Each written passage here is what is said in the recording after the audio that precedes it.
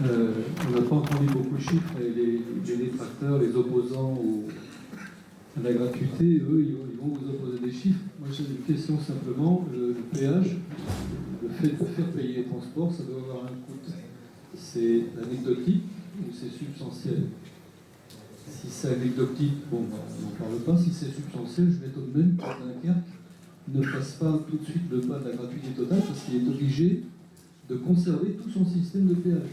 Les machines, le contrôle, etc. Donc c'est anecdotique, financier. Et est-ce que ça a été évalué parce que finalement, financièrement, c'est pas difficile à faire, j'imagine. Alors là, pour répondre, en fait, ça va dépendre des réseaux. C'est-à-dire que plus le réseau est petit, plus cet argument-là est valable. C'est-à-dire qu'évidemment, il y a un coût plus important en termes de billetterie ou de lutte contre la fraude pour une ville comme Châteauroux que pour Dunkerque. En termes de population, Dunkerque, c'est le double de Châteauroux, on parle d'aglo. Donc, et à Châteauroux, c'est un argument qui a été évoqué. L'argument économique, en disant voilà, on va quand même réduire fortement les coûts qui sont associés à la lutte contre la fraude. Un peu moins parce que le réseau est beaucoup plus grand et que très sincèrement on était sur une billettique archaïque, hein, d'accord. Il y a encore 3 ans, il fallait tronçonner un ticket avec une machine qui faisait un trou. Donc on était sur des coûts qui étaient moins importants. Donc ça va dépendre du contexte local, mais c'est évoqué surtout dans les réseaux plutôt de villes moyennes. Moins à Dunkerque, parce qu'évidemment les coûts sont lissés parce qu'on a demandé les chefs. Il y a une question ici. C'est pas tout à fait une question, c'est que je suis allé à Tallinn il y a 2 ans et j'ai 2 informations à donner par rapport à ce que vous avez dit. Premièrement, c'est que moi on m'a dit, quand j'ai rencontré un responsable des transports en commun à Tallinn, c'est que pourquoi ça avait pas tellement augmenté, une des raisons c'était déjà auparavant les jeunes et les personnes âgées avaient la gratuité. Et la deuxième chose que je veux dire, c'est quand vous dites que c'est pas gratuit pour l'ensemble de l'agglomération. Votre remarque me surprend parce que moi j'ai vu la ville de Tallinn et j'ai trouvé que l'agglomération, je dirais, était plus petite que la commune de Tallinn. En fait, la commune de Tallinn comprend, je dirais, des villages. Et là, la gratuité va jusqu'à ces villages. Et quand on dit que Tallinn a 440 000 habitants, ça comprend ces villages-là. Moi, c'est ce que j'ai vu en tous les cas. Sur la première remarque, c'est évidemment le cas, c'est la même chose sur la CUN, sur la communauté urbaine de Dunkerque. On avait à peu près la moitié des voyageurs à Tallinn qui avaient déjà soit une tarification sociale, soit accès à la gratuité. Ce qui évidemment explique que l'appel d'air était moins important qu'à Aubagne ou qu'à Châteauroux. Après, sur l'agglomération, je suis moi-même surpris pour y être allé. Ouais, je suis allé en novembre et j'ai rencontré des maires qui étaient de l'agglomération de Tallinn, donc en dehors de la ville de Tallinn, et qui n'avaient pas accès à la gratuité et qui aujourd'hui demander cordial. C'est quoi l'agglomération de Tallinn? C'est ça, je me demande. C'est le gouvernement métropolitain, en fait. Ils ont une structure métropolitaine qui rassemble l'aire urbaine en dehors des villes. Il y a des campagnes. Il y a beaucoup de périurbains. Voilà. Mais aujourd'hui, c'est limité aux habitants de la ville de Tallinn. Il faut être inscrit vraiment sur le Une question ici. Merci. Moi, j'ai noté qu'il y avait aussi donc bien les 2 leviers, la gratuité et la rénovation à Dunkerque, la rénovation du réseau et l'investissement. Et ça, c'est souvent aussi quelque chose qu'on nous renvoie, c'est que la gratuité risque de se faire au dépend de la qualité du réseau. Et du coup, je voulais savoir comment ils pensent le financer à Dunkerque. Et également, du coup, rajouter un élément. Est-ce que le versement transport rentre en ligne de compte? Et du coup, comme c'est apparu un peu dans le diapo, pour tout le monde, le versement de transport, je ne sais pas aussi, peut-être c'est clair pour tout le monde, mais du coup je le dis pour ceux pour qui ça ne le serait pas, c'est une contribution de la part des entreprises qui est proportionnelle à la masse salariale. Et par exemple, c'est quelque chose, un levier sur lequel peut-être on pourrait agir, on ne sait pas, donc, du coup je renvoie aussi la question.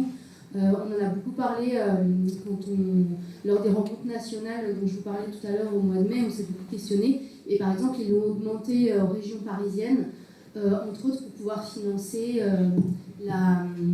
l'unification des abonnements, des tarifs d'abonnement, le dézonage voilà, en région parisienne. Et du coup, voilà, on se demandait si ça pouvait être un levier. Et donc c'est aussi une hypothèse que je pose peut-être pour Dunkerque. très rapidement, pour pas trop vous aborder de chiffres, hein, sur le financement, donc j'ai dit tout à l'heure, le projet c'est 65 millions d'euros, et en fait ça a été juste financé par une augmentation donc, du versement de transport décidé en 2011. En fait, donc, cette augmentation du versement de transport, donc c'est le taux, il est dépassé à 55%. Et en fait, ce qui s'est passé, c'est que les élus locaux ont mis de côté cet argent, donc provisionné, et le dépensent aujourd'hui pour la rénovation donc, du réseau et la gratuité. Et Dunkerque avait également été lauréat du Grenelle de l'environnement en 2010. Donc, elle a reçu une dizaine de millions d'euros de la part de l'État pour financer son nouveau réseau.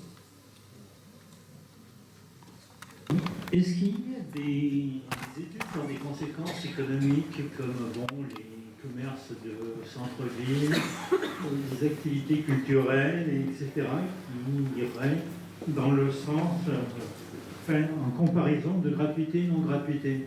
Parce que j'ai l'impression quand même que, au moins pour la partie culturelle, l'impact ne doit pas être neutre. Hein. Je pense que ça coûte quelque chose de sortir le soir, etc. Donc, est-ce qu'il y a des chiffres qui permettent de voir quel est le changement de consommation lorsqu'on passe de gratuité à non-gratuité?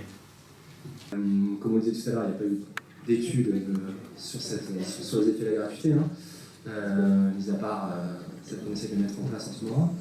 Maintenant, ce que je peux vous dire sur Dunkerque, c'est que les gens vont consommer plus dans le centre-ville, c'est-à-dire qu'ils vont rester plus longtemps dans le centre-ville, parce qu'ils n'ont pas la contrainte du stationnement, de l'horaire, je garde ma voiture 1 heure, 2 heures, je vais la payer, donc du coup j'en pars. Et très clairement, dans les entretiens que j'ai pu mener, on se rend compte que en fait, les gens disent du coup je prends un café de plus, du coup je vais plus me balader dans la ville, je profite plus du parc, etc. Et il y a réellement, on se rend compte lorsqu'il y a des événements le week-end à Dunkerque, il y a une augmentation de la fréquentation du centre-ville.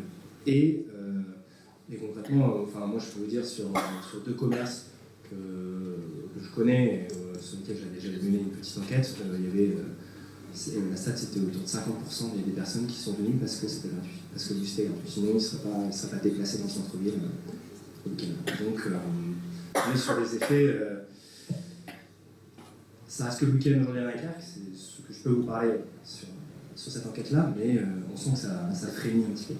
Alors, ce qui serait intéressant aussi de voir à Dunkerque, c'est est-ce que ça a permis aussi d'attirer des touristes, puisqu'il y a déjà des offres de TER avec des tarifs très réduits qui font vivre Dunkerque, je crois, et donc peut-être de voir si, effectivement, touristiquement, il y a eu, en tout cas, s'il y a eu une augmentation des touristes qui viennent en bord de mer à Dunkerque et qui vont profiter aussi de ce moyen de déplacement gratuit.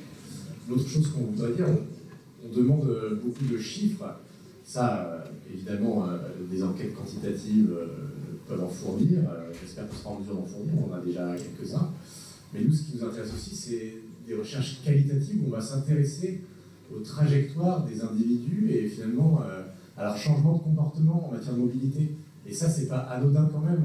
Lorsque dans une famille, des parents vont changer leur comportement de mobilité, on sait que ça va avoir un impact sur l'éducation des enfants, que ces enfants ne vont pas uniquement grandir dans une automobile, qui vont emprunter des transports collectifs, qui vont être confrontés à d'autres populations diverses et variées dans les transports. Et donc, quelque part, ça a des impacts très forts en termes de socialisation, de sociabilité des enfants, d'une famille, etc., etc. C'est ça aussi qui nous intéresse. C'est pas que des chiffres, c'est de voir que derrière tout ça, il y a des changements de comportement, de mobilité, de changements de comportement sociaux, aussi peut-être de transformation d'organisation du budget au sein des familles, parce que quand il y a un budget de transport qui diminue, donc on réinvestit, donc on change nos changements de consommation. Donc c'est ça aussi qui nous intéresse. C'est pas seulement aller chercher les chiffres, c'est vraiment prendre le temps d'analyser ces changements en profondeur qu'engendre la gratuité des transports collectifs. On part de l'hypothèse que ça ne va pas changer que des chiffres dans la vie, des chiffres économiques, des statistiques sociales, etc., que ça va avoir des changements de long terme sur la société et la société française, en l'occurrence, dans le cas de l'ONU, et la société et donc les urbains. juste pour ajouter, sur le cas de Dunkerque, on sent qu'il y a aussi cette amélioration du lien social, hein, dans le sens où on se rend compte qu'il y a beaucoup de personnes qui étaient isolées. Aujourd'hui, et notamment les personnes âgées, aujourd'hui on a accès en fait très clairement, voilà, dans les entretiens, on se rend compte que des personnes âgées me disaient en fait, moi j'ai pas envie de monter ma fille ou mon fils pour qu'ils me conduisent en voiture, aller dans le centre, aller voir la tante, etc. Aujourd'hui, je prends le bus gratuit et je le fais 2 ou 3 fois dans le week-end. Et très concrètement, c'est ce genre de résultat aussi sur lequel on peut s'appuyer pour montrer que la gratuité développe des nouveaux comportements et en tout cas permet à une certaine échelle évidemment de briser l'isolement de certaines personnes. Et sur les jeunes, on a des chiffres, c'est pas les bus à Dunkerque le week-end, il y a énormément de jeunes qui sont évidemment beaucoup plus dépendants des transports en commun et qui en fait profitent beaucoup plus des loisirs de ce qui se passe le week-end à Dunkerque. Et ça, encore une fois, c'est difficile de quantifier en termes de chiffres, mais en termes de comportement et de mobilité, ça paraît essentiel pour un service public. Aujourd'hui, c'est pas la même chose.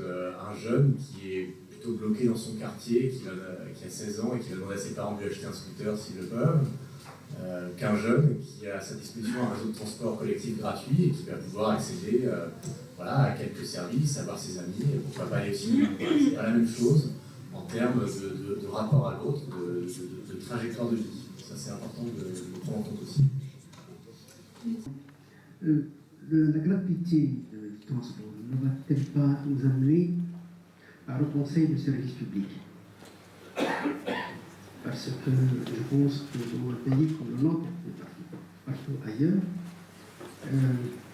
le vivre ensemble, c'est aussi une question de santé publique.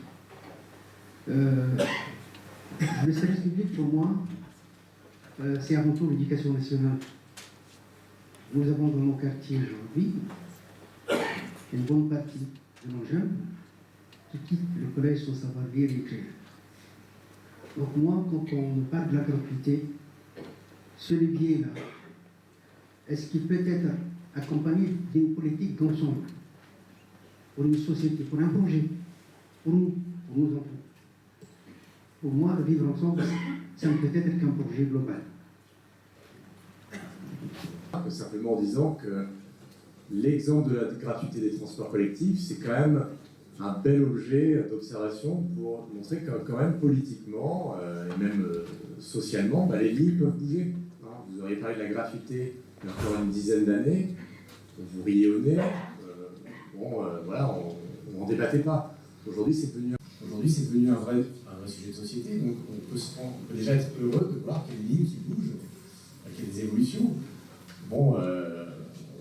Il y a des élections présidentielles, on voit aussi que sur certains sujets, il y a des lignes qui bougent, il y a des choses qui bougent. Donc je pense que ça participe globalement, peut-être, cette question des transports collectifs gratuits, à faire bouger les lignes. Et donc, dans un projet global de société, c'est intéressant à analyser parce que c'est peut-être dans les détails de certains dispositifs qu'on voit des changements beaucoup plus profonds dans la société. Une question qui me vient à l'esprit. Avec la gratuité, est-ce que vous allez complètement abolir la validation dans les cars? S'il n'y a plus de validation, par exemple, dans les cars avec cette billetterie, comment organiser un réseau urbain? Puisque à ce moment-là, cette validation permet aussi de connaître et de faire des statistiques sur les arrêts, les cars, certaines heures, certains jours, etc. Donc pour adapter les transports au plus proche des besoins d'une ville. Donc par exemple sur Dunkerque, si on montre comme ça à vue, comment on peut organiser un transport?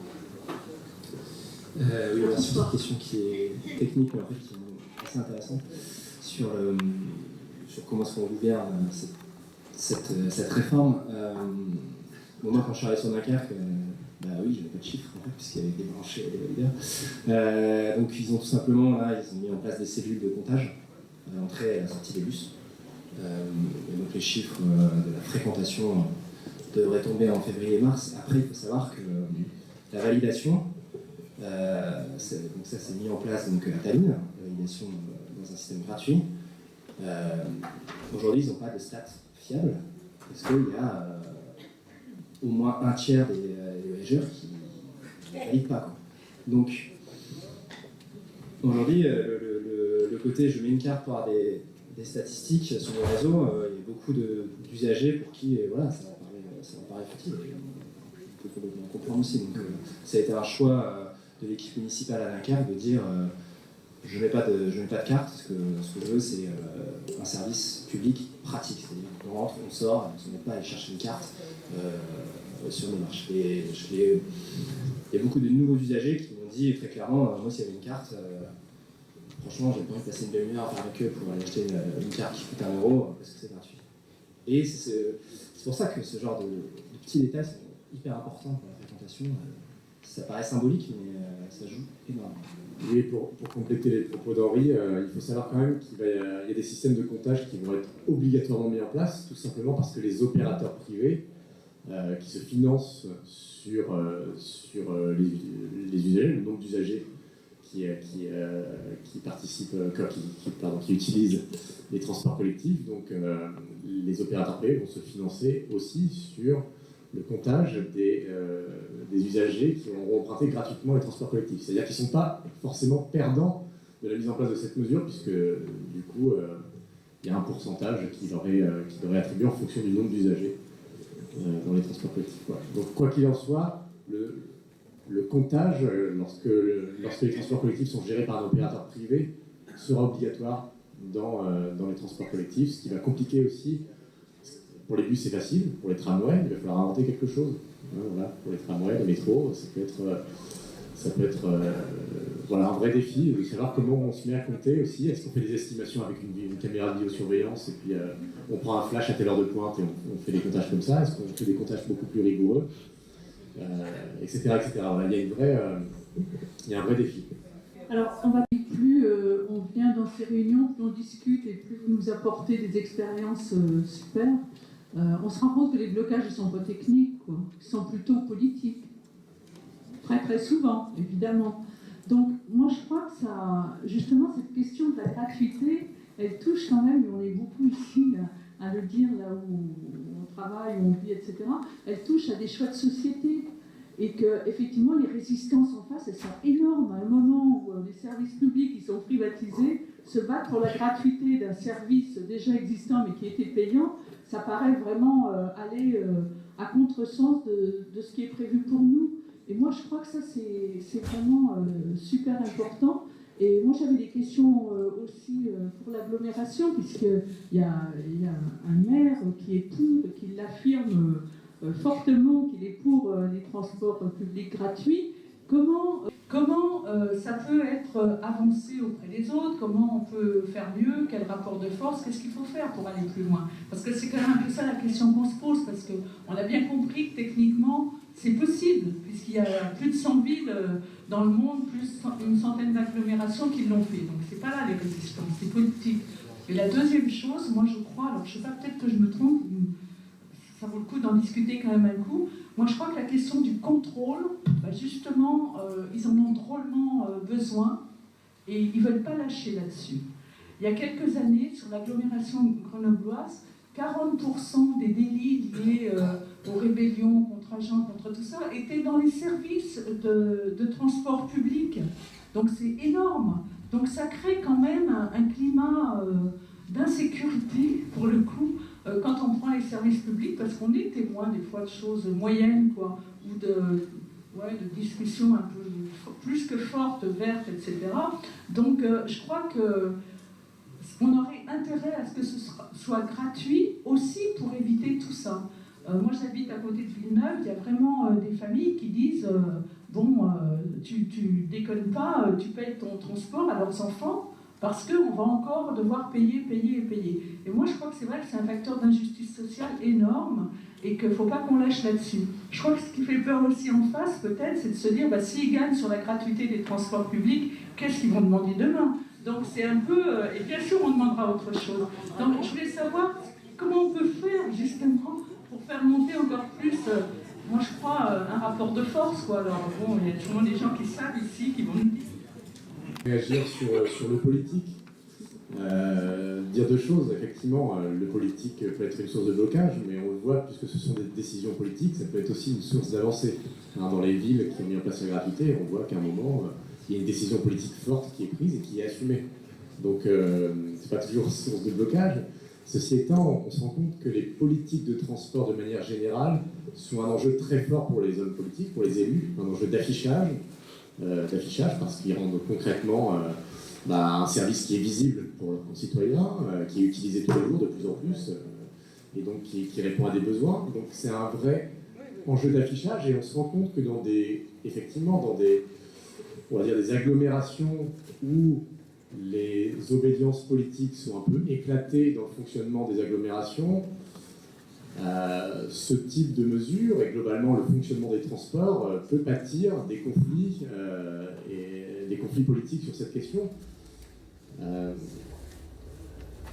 J'ai envie de dire à un moment, très bien qu'il y ait un maire qui s'affiche pour la gratuité des transports collectifs, mais dans quelle mesure aussi c'est pas pour lui un moyen de se positionner politiquement peut-être dans sa ville, dans son village, pour conserver une certaine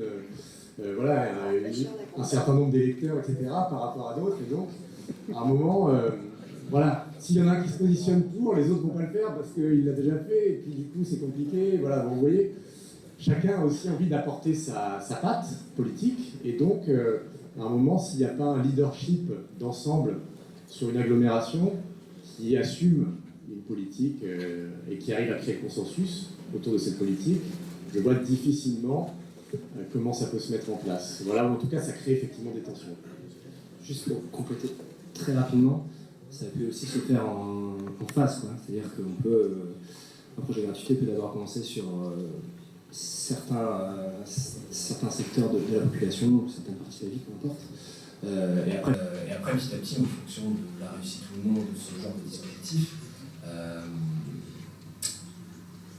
étendre le périmètre de la gratuité à l'ensemble des voyageurs. Et ça, politiquement, c'est plus facile de défendre un projet en disant je mets la gratuité pour les jeunes, pour les personnes âgées, pour ceux qui ont des revenus plus faibles, que de dire je mets la gratuité pour tous maintenant, le mois prochain. Et ça peut être une stratégie politique qui peut se défendre, qui prend évidemment plus de temps, mais qui peut peut-être être plus efficace à moyen terme. Mais en tout cas, on requiert que le fait d'avoir ce phasage en 2 temps, ça permet aussi aux gens et à tous les acteurs, aux acteurs locaux de transport et les acteurs politiques de s'approprier aussi cette gratuité, parce que on est quand même sur une rupture assez importante. 2 blocs de questions, il y avait le monsieur là et la dame devant. Je voulais juste revenir tout à l'heure, vous parliez des opérateurs privés. J'ai pas très bien compris comment ces opérateurs privés interagissent dans la question des différents... Simplement, oui, bien sûr. Simplement, en fait, s'il n'y a plus de billettique, ces entreprises perdent une partie de leur financement. Donc comment... ça peut être Veolia, Keolis, après ça peut être Transdev, effectivement. Oui, Veolia, je ne sais plus si c'est Veolia Transdev, je crois que c'est la même chose. Enfin, bon, bref, une délégation de service public pour prendre en charge le réseau. Et donc, comment remplacer cette perte de financement de la billettique? L'astuce qui a été trouvée, et d'ailleurs pour pas que les projets de mise en gratuité soient cassés juridiquement, c'est de faire un comptage qui permette de rémunérer ces sociétés par le nombre d'utilisateurs qui empruntent effectivement les transports publics. Ça a creusé un vrai problème juridique d'ailleurs à Aubagne. Je crois que c'est eux qui ont résolu ce problème comme ça. Donc une question par ici, après il y a une question par là. Oui, bonsoir. Je parle un petit peu de la place que je suis, à savoir du Parti Pirate. On est assez sensible au Parti Pirate sur les libertés, la vie privée. Et je voulais réagir ou rebondir sur ce qui a été dit par rapport au contrôle, ce que permet la billetterie pour tracer les usagers. À l'heure d'aujourd'hui, on est tracé sur Internet, on est tracé avec les compteurs Linky, pour ceux qui connaissent. Dans l'agglomération, on connaît assez bien. On est tracé dans nos transports. Est-ce que quelque part, notre liberté de se mouvoir dans une agglomération doit pas être préservée et protégée? Et d'autres moyens plus qualitatifs ne peuvent-ils pas être employés pour justement mesurer les besoins des usagers et développer le réseau?